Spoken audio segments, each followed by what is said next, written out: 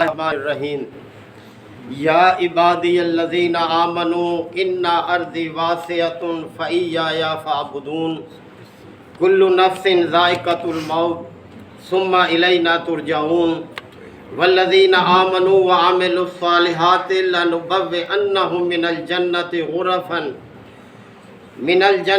غرفا تجری من تحتها الانہار خالدین فیہا نعم اجر العاملین الذین صبروا وعلی ربہم یتوکلون وکأی من دابۃ لا تحمل رزقها اللہ یرزقها وإیاکم وہو السمیع العلیم صدق اللہ مولانا العظیم۔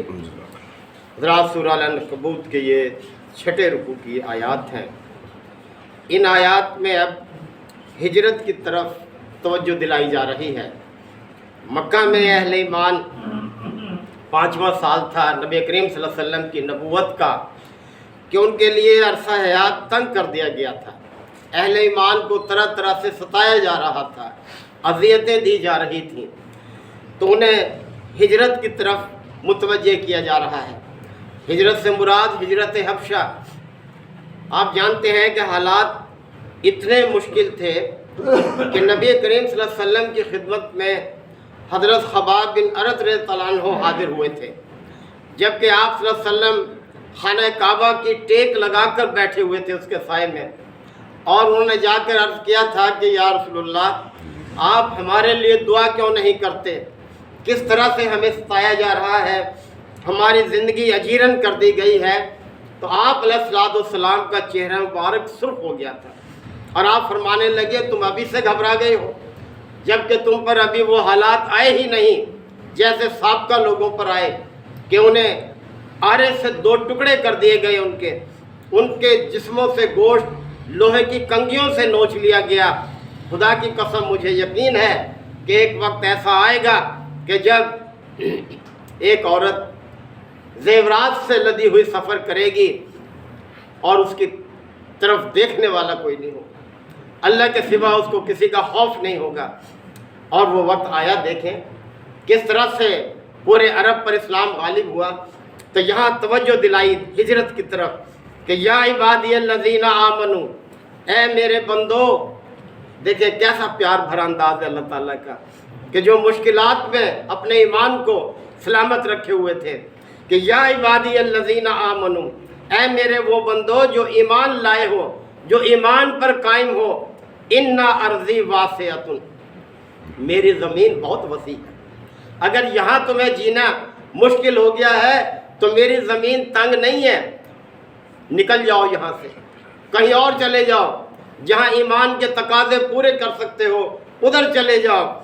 فإیایا فاعبدون، پس میری ہی بندگی کرو، میری بندگی بجا لاؤ۔ یعنی تمہارے لیے زندگی میں سب سے قیمتی چیز جو ہے وہ کیا ہے؟ اللہ کی بندگی ہے سب سے قیمتی چیز۔ یہ علاقہ، یہ برادری، یہ وطن، یہ کوئی حیثیت نہیں رکھتے اللہ کی بندگی کے مقابلے میں۔ یعنی زندگی میں جب کبھی ایسا مقام آ جائے کہ ایک طرف قوم، ملک، وطن اس کے تقاضے ہوں اور دوسری طرف اللہ کی بندگی کے تقاضے اس سے ٹکرا جائیں، تو پھر یہی مومن کی آزمائش کا وقت ہوتا ہے کہ وہ کس کو ترجیح دیتا ہے۔ تو اگر ایسی صورتحال تم پر آ گئی ہے تو میری زمین کوئی تنگ تو نہیں ہے، میری زمین بڑی وسیع ہے، لہذا میری بندگی کی فکر کرو، اس کو تم محفوظ رکھو، اس کی قربانی نہ دو۔ اللہ کی بندگی کی خاطر علاقے کو، برادری کو، قوم کو، وطن کو قربان کر دو، لیکن ان چیزوں کے لیے، اپنے علاقے اور وطن اور برادری کے لیے ایمان کو قربان نہ کرو۔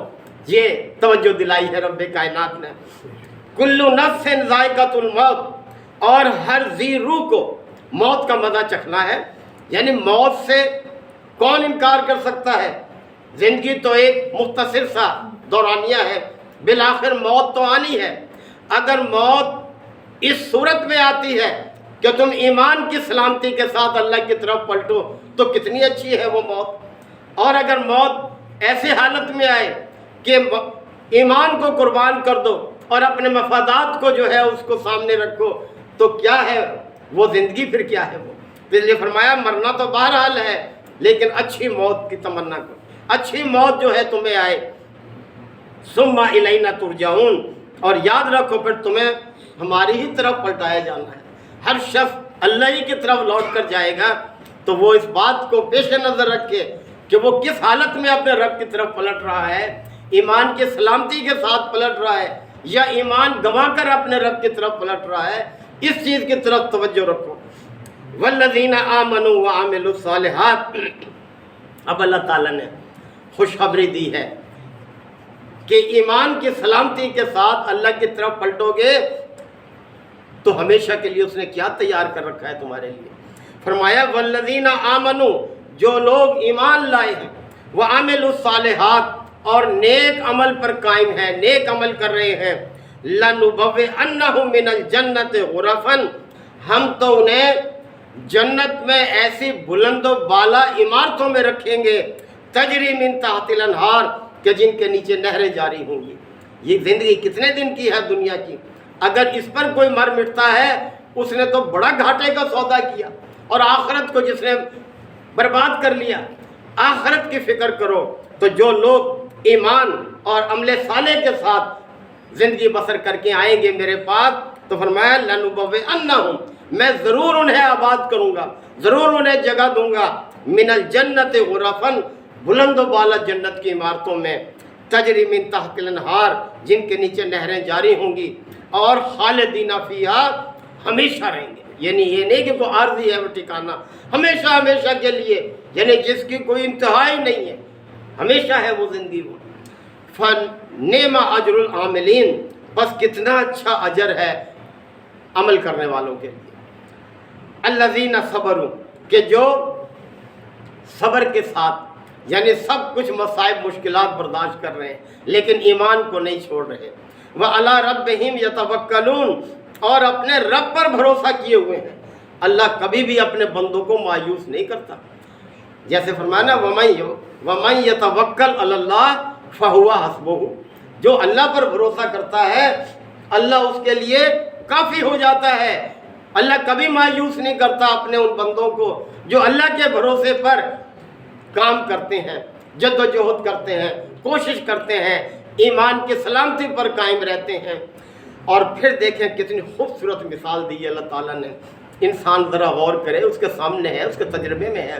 فرمایا وَكَأَيٍّ مِّن دَابَّةٍ، کتنے ہی جاندار مخلوق ایسی ہے، لا تحمل رزقها، جو اپنا رزق اپنے اوپر اٹھائے نہیں پھرتی۔ دیکھو یہ چرند، یہ پرند، یہ کیڑے مکوڑے، یہ آبی مخلوق کون ہے جو اپنی خوراک اپنے اوپر اٹھائے پھرتا ہے؟ صبح نکلتے ہیں اپنے گھونسلوں سے، پیٹ خالی ہوتے ہیں ان کے معدے، اور جب شام کو لوٹتے ہیں تو پوٹے کس طرح سے بھرے ہوتے ہیں ان کے۔ کون یہ سب کچھ کر رہا ہے؟